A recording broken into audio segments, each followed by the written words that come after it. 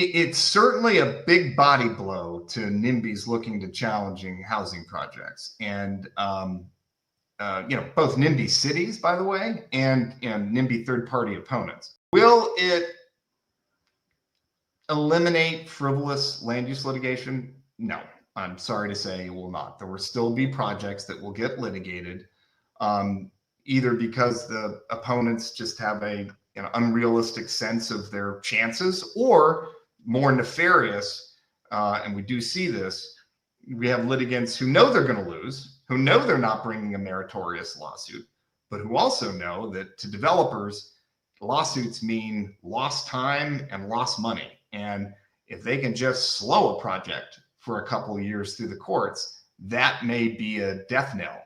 And, that's what I call the win by losing strategy, knowing that they're not going to get a judgment in their favor, but they may get the outcome that they actually want, which is the project doesn't move forward. So we're still going to see some of that, but there are also other tools that we have now, bonds and other things that, requirements that we can try to push on to opponents who are bringing those kind of frivolous lawsuits to make it uncomfortable and to disincentivize them from doing that.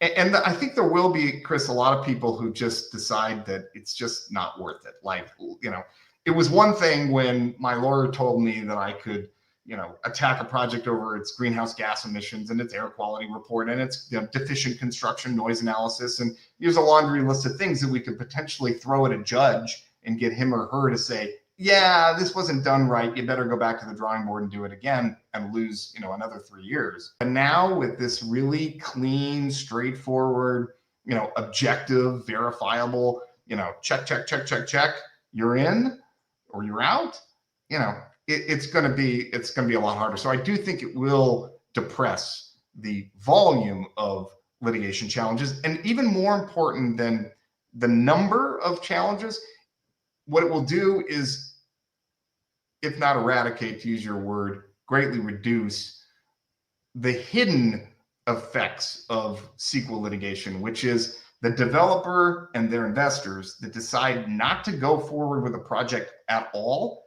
for fear of getting sued, because they know they're proposing a project in a neighborhood, community, city that is ripe for CEQA litigation. This exemption is going to embolden them, rightfully, to push ahead, because that they know that now, they've got this strong protection on their side, whereas before, far greater risk to go through that process.